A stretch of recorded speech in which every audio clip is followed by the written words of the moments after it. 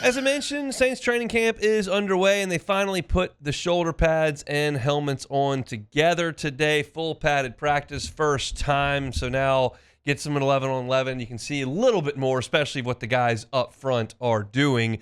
And so Kellen Moore met with the media after practice and had a few things to say. We'll talk first about his thoughts on the opening of how things go. We're going to get into a little bit of defensive line talk as well, which, again, I think you could see the quarterbacks running around a little bit. You could see their arm strength. You could see the wide receivers looking healthy. But as far as evaluating the guys on the lines of scrimmage, like, you're just not going to be able to do that until they put pads on and start going to work. I saw some really good footage of a one-on-one where Kelvin Banks had a nice win on a pass rush drill. That's really good to see.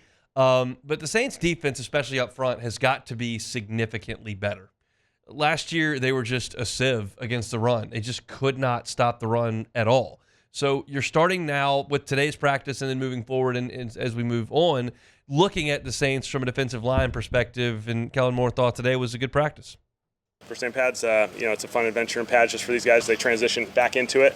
I thought the intensity, the effort, really, really good. It was a really, really good practice. Thought it was a really good practice. I'm also playing these because I'm trying to get a sense for what Kellen Moore's like with the media. Like, we had Dennis Allen was going to be pretty much a dial tone. Like, you knew that was coming. There just wasn't going to be a lot of juice there. Derek Carr was going to be super cliche heavy, generally speaking. So we're learning some more guys and their personalities with the media, just as an aside, but want to derive some information from it as well. So let's go to the defensive line. As I was talking about, what caught his eye the first day in pads? I think it's always fun to see the trenches the first day of pads. I think our defense line just did a phenomenal job, engaging, beating everyone to the punch. Really physical battle between both sides of the football. I thought both sides had some goods and some bads, and that's the beauty of this. I think as far as evaluating the defensive line, it's an interesting push and shove with the offensive line, right? Because on the defensive front, like, you've got Cam Jordan, who, you know what he is at this point. He's a back-end rotational piece who's had a marvelous career, but isn't a prime-time edge guy. You've got Carl Granderson, who is potentially a prime-time edge guy. You got Chase Young, who is potentially a prime-time edge guy. You got Brian Brzee, who's an excellent pass rusher, is working on some things as far as the run game goes. And then you've got Davon Godchaux, who's new, and you figure is going to be run stopper for you. Colin Saunders. These guys, you know what that group is. In the offensive line, you're moving a couple pieces around. You've got Penning at guard, which is new, and you've got a new left tackle in Kelvin Banks. Plus, you got Tallahassee Fuaga moving over to right tackle. So there are more moving parts on the offense than there are on the defense.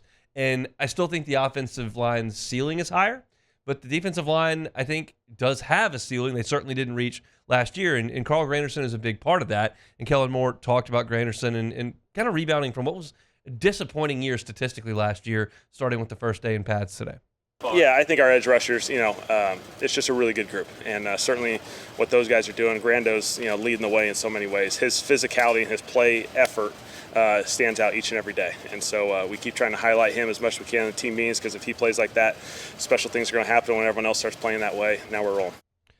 As far as Granderson goes, like, you saw what he could be 2 years ago when he kind of emerged on the scene. It was a monster year for him as a 27-year-old.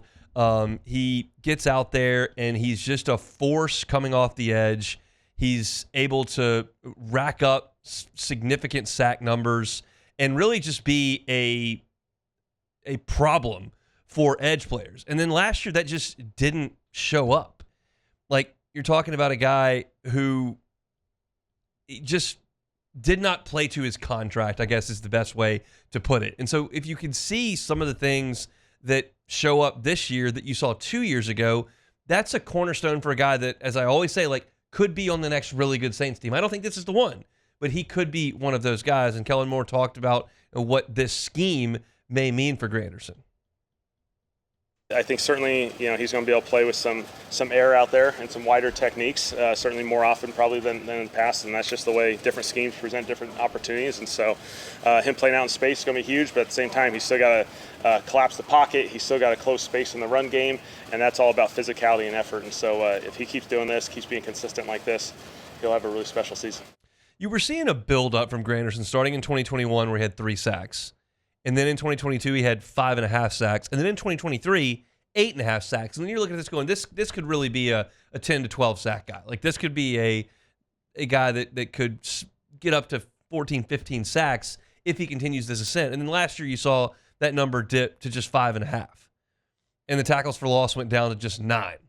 So that's not the guy that you thought was ascending into his mid to later 20s. That's a guy they need to get going here. And so it's a big deal for him to be a factor on one edge, for Young and or Jordan to be a factor on the other edge, and then for them to be better than they were last year in the interior of the defensive line. And Davon Godchaux has kind of been brought in to do that. Now, Godchaux in his time in the NFL has not been a big sack guy. That's not what they're bringing him in to do. They're bringing him in to anchor the middle of the line next to Bryan Bresee more often than not, and to help stop the run, which was just a nightmare for the Saints last year. And Kellen Moore talked about why Godchaux is probably a good fit for them. Yeah, certainly we went through just the discussion of what the criteria is by position and kind of detail that out. We felt like we do have some good guys here who are still in place that can play that role really well. Certainly Godchaux's one of the premier players in this league as far as playing one of those interior run-stopping spots. And so, we felt, we played New England. Every time we played New England, it felt like it was a battle to get anything going inside because of him. And so we were fortunate to get him. I think Godchaux is a really good signing for the Saints team. It fills an immediate need. And I think you've got a young talent like Bryan Bresee that you need to cultivate and you need to move on. And, you brought in 2 free agents in last year's class, but I just feel like they were bargain basement shopping signings. Like, Colin Saunders, nice player. Is he a starter for sure in the league? I don't know if I would go, not on a really good team. But Davon Godchaux is a starter in the NFL and has been in his first entire time. And he's just he's a pro. And that's a guy that I think Bryan Bresee can draw a lot from. So it sounds like it was encouraging on the defensive front for the Saints in that first day. I still have a lot of confidence in the offensive line. That's going to be a strength for the Saints this year, I think, and on a team that's looking for strengths. I think the offensive line is that, and they got to put the pads on today and go to work. We'll talk tomorrow to Sharif and kind of see what he's seen out there over the last 2 days. We'll have 2 days in pads that he'll have seen by the time we talk to him tomorrow.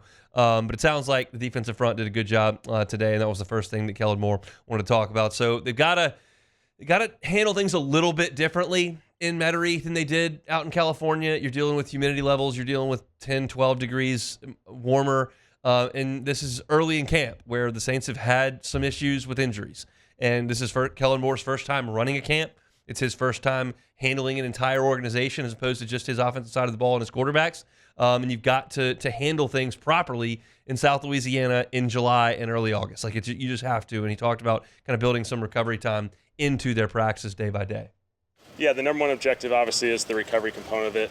We have the coolers out here, which our guys can hop into. Hydration, towels, all the good stuff. Our training group and sports performance do an awesome job just getting these guys ready to roll there. And then the other part is just there are TV timeouts in games, and it's real. And so there is a component you have to train your body to sit there for 2 or 3, 4 minutes, kind of, bring it back down, and you got to bring yourself back up for the next period. And so it is creating a game-like environment as well. I thought that was a reasonably insightful thing for Kellen Moore to say. I'm always looking for something that's a little bit different in a press conference. And for a guy that's never, now if you've been a coach for 15 years and you've talked to players and they've told you about the fact that they kind of sit, calm down, and you got to go back out there and ramp it up to 100 again, that's not something I ever think of. Now, I'm not out there playing in the NFL, but for a guy that's never coached a game before to have that in his back pocket, I think that's a reasonable thing. And I've been out at LSU practice for more than a decade. I know how brutally hot it is, and I'm not wearing any pads either. So it's something you've got to deal with. It's different here than it is for the Packers. It just is. So you've got to take care of yourself, and the Saints have got to stay healthy. That's something they've just have not been able to do for the last 3 years. And I'm not telling you it's because it's hot during training camp, but everything you can do to try to keep guys on the field, I think, is vitally important. So Saints in pads today, off and running there. We'll be back at it tomorrow, and we'll start talking about it with Sharif Ishak on tomorrow's show for sure. Hey, it's on. Thanks for watching Hunt on Saints. Before you leave, help us out a little bit. Hit that like button, leave your comments in the section below, and hit that subscribe button so you get all our content right here from Hunt on Saints. We'll see you next time.